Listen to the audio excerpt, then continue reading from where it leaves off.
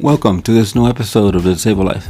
The purpose of this podcast is to tell people how I live my life.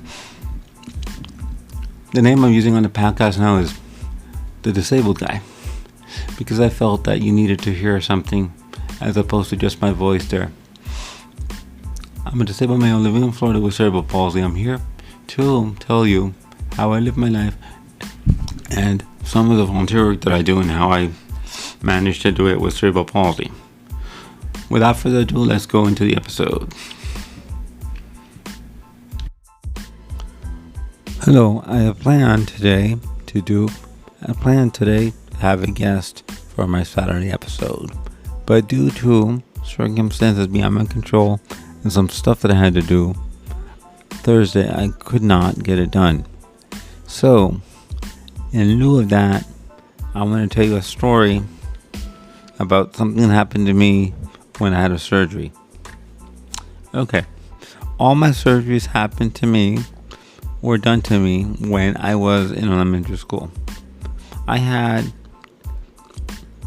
I had surgery, I could not go to school because of a cast and pain and whatever. This time I had a full leg cast from my hips to my toes. And there was a hole that I could go to the bathroom. Let me say that. 2 holes. So, I was at an age already where I was listening to music, modern music, on the radio. And we had, and you could call the radio stations and get requests. I said, okay, let me try that. So I called around, let's say it was 10 in the morning, something of that nature. And I go, okay. So this is something that was kind of ignorant on their part because they didn't know what was going on in people's lives. So I call around, I think it was 11 o'clock or 10 o'clock in the morning, one of those times. And they answer the phone and I give them a song request. And because my voice is like a child's voice, they say to me, go to school, and hang up on me. I'm like, oh God, okay. So I hung up the phone, and I told my mom what happened. But I made no big deal out of it. I just called in the next day at a time after all people were out of school, and that was done. I got to listen to my song. But what was strange about this whole situation is one day I was sick out of school, and they were doing some live thing on the same radio station that I would listen to in the morning show.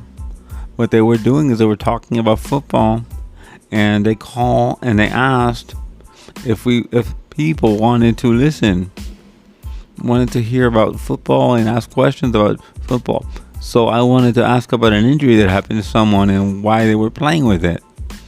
And lo and behold, I'll tell you a funny story. Lo and behold, the call was taken. I was put live on the air, and my question was answered.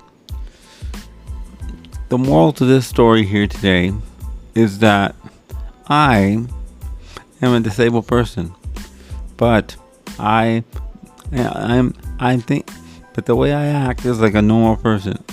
I didn't get upset, for example, when they didn't take my request.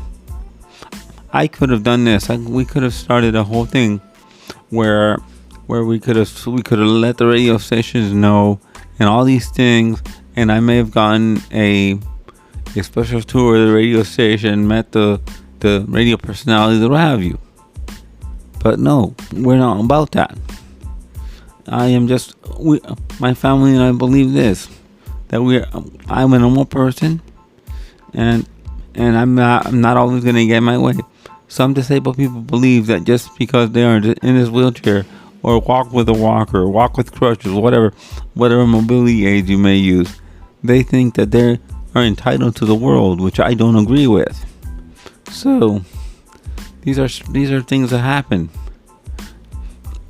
You have to learn how to live your life as a normal person. I don't ask for anything special. I ask for accommodation when I need it. I ask for help when I need it, but I don't ask for anything extra. So, I'm gonna tell you, it's sometimes annoying when you make a mistake and you call early enough or something, and they think that something is wrong, but no, whose fault it was. Like I said before, I called the next day or a couple days after at a different time, and I got my song request. That's all I wanted. I didn't have to make a big stink out of everything. It's not necessary. You just do what you have to do. Live your life in a normal way.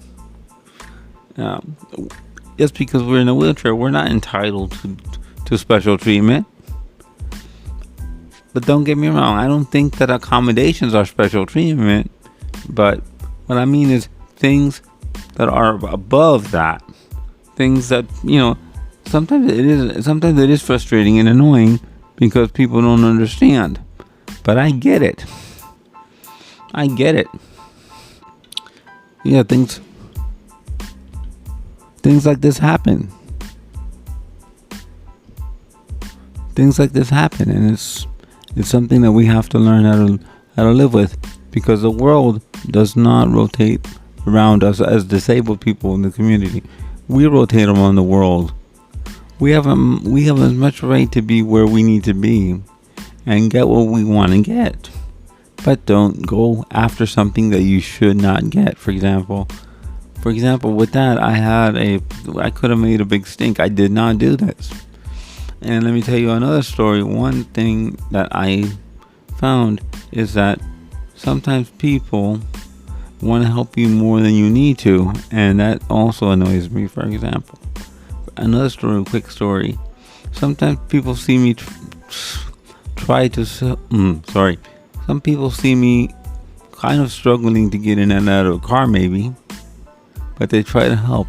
But you know that is more a hindrance than a help, because they don't know how to help us. And sometimes it's more difficult to explain than just to do it yourself. So, it's both ways. You can either be, what I say is, try to live your life as normal as possible. Get help when you need it, but please try to not make a stereotype of the community where, oh, I'm entitled to this or I'm entitled to that.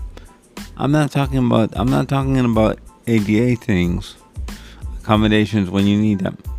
What I am talking about is special treatment. Like I'm gonna say, like if I would have made a big stink at a radio station, they would have given me what I wanted because of PR nightmare would have been. But I didn't do any of that. We didn't do any of that. And I'll tell you, because of that, because of what my family taught me, I've gone a long way in life. For example, I don't think that I would have been picked for the 1983 poster child for Easter seals because I act like a normal person. I don't scream, cry, and yell when something goes wrong.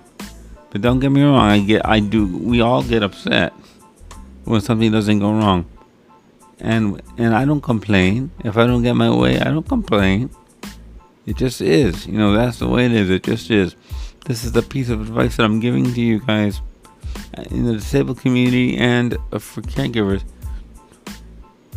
Sometimes caregivers will give what the person wants, and I think that that's a harm because it makes people believe and feel that they're entitled as adults.